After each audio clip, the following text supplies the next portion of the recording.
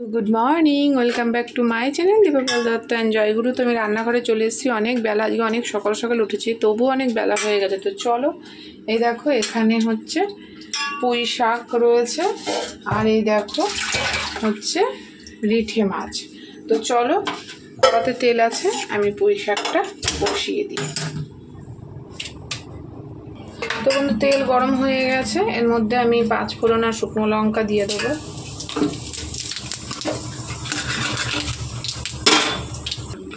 এবার এটা হয়ে গেছে, আমি এবারে শাঁসটা দিয়ে দেবো।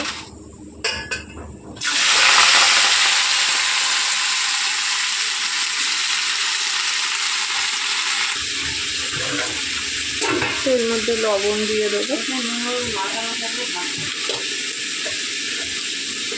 আর হলুদ দেবো।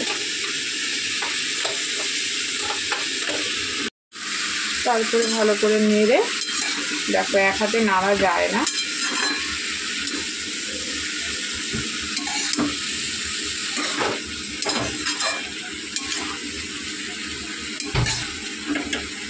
দেখেছো, ভালো করে কিন্তু নাড়া যায় না এক হাতে।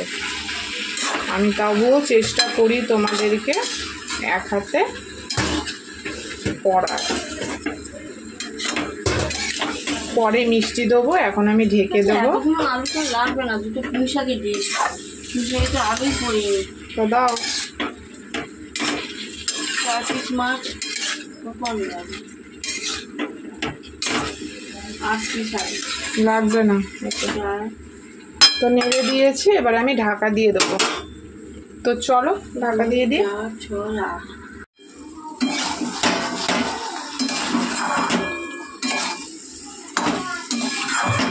তো বন্ধু দেখো কত সুন্দর, শুধু একটুখানি লঙ্কা আর 5 ফোড়ন দিয়ে ফোড়ন দিয়েছি, আর পরিমাণ মতন নুন হলুদ দিয়েছি। দেখো কত সুন্দর হয়েছে তরকারিটা।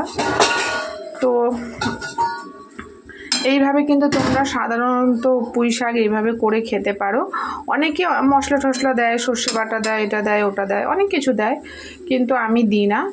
একটুখানি মিষ্টি দেবো, ব্যাস, নিরামিষ তরকারি মিষ্টি দেবো, কিন্তু দারুণ লাগবে, ভাতের সাথেও ভালো লাগবে, রুটির সাথেও ভালো লাগবে। তো তোমরা কিন্তু করে খেয়ে দেখতে পারো।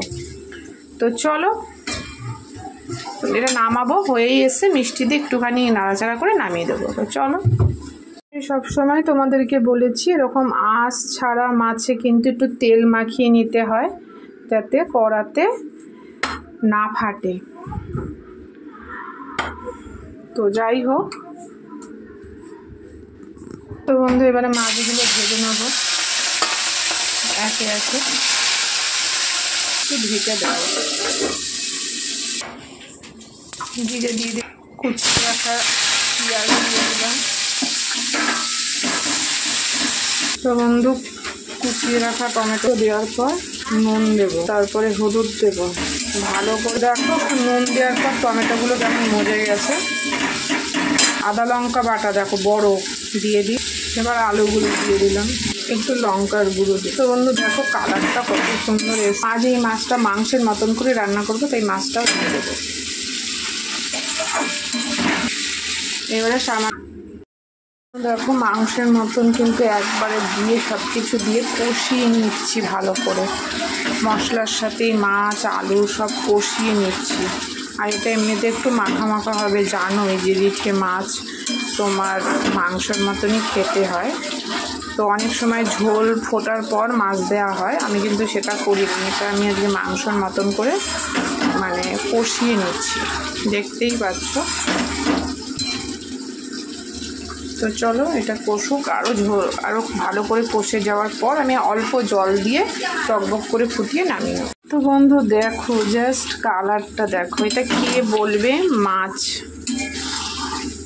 তোমরা সত্যি কিন্তু কমেন্টে বলো, এটা কি তোমাদের মনে হচ্ছে মাছ?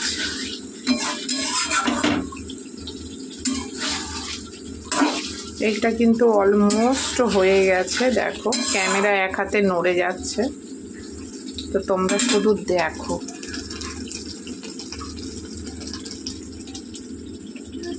দেখো জাস্ট কালারটা দেখো। যেহেতু এটা মাখা মাখা হবে, সামান্য জল অ্যাড করব,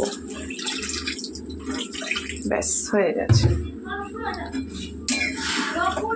এটা ভালো করে শুকিয়ে নিয়ে তোমার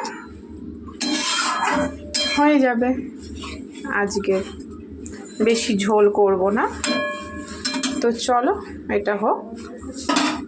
দেখো হয়ে গেছে, আমি এবার গরম মশলা দিয়ে নামিয়ে ফেলবো। ঝোল বেশি করলাম না, কারণ এই মাছের ঝোল ভালো লাগে না। এই মাছটা তো অনেকটা মাংসের মতনই, তাই ঝোল এক গাদা ভালো লাগবে না।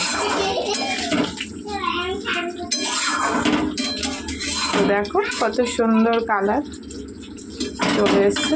তো চলো নামিয়ে নেব।